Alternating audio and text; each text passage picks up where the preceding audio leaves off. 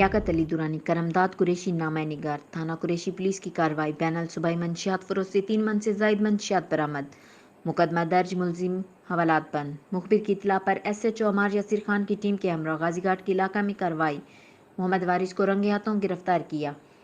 تفصیل کے مطابق آر پی او ڈیرہ غازی خان اور ڈی پی او مظفر گڑھ کی ہدایت پر ڈی ایس پی صدر سرکل عمر حیات خان لگاری کی نگرانی میں S H O Ammar Yasir Khan نے منشیات فروش کے خلاف جدوجہد تیز کر دی ہے۔ گزشتہ روز ایس ایچ او تھانہ قریشی عمار یاسر خان کو مخبر نے اطلاع کی کہ غازی گھاٹ کے علاقے موضوع بیٹ اترا کے ذمہ دار محمد قاسم جروار کے بھانا مویشی پر دنیا پور کا بدنام زمانہ منشیات فروش محمد وارث ولد اللہ ڈیوائیا قوم پر ہار بھاری منشیات کے ساتھ موجود ہے، جس پر ایس ایچ او مار team sub inspector Imam Bakhsh Khan Naveed, sub inspector Ghazal Haider Khan, A S I Zafar Hussain, ہمراہ کانسٹیبلان محمد شکیل، غلام مصطفیٰ، جاوید اقبال، محمد نعیم، محمد سمیع، منیر حسین نے ریڈ کر کے بدنام زمانہ ملزم محمد وارث ولد اللہ ڈیوائیا قوم پر ہار کو ڈرامائی انداز میں 68 کلو 200 گرام افیون اور 56 کلو 100 گرام چرس کے ساتھ رنگے ہاتھوں گرفتار کر کے حوالات بند کر دیا۔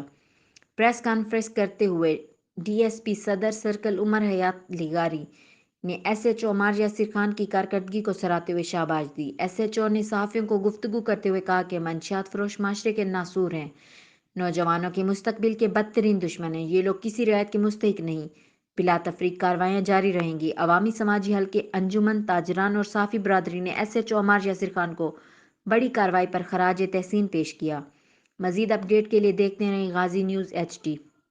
کلو 200 گرام فیون ہے اور 56 کلو 100 گرام اس میں چرس برآمد ہوئی ہے۔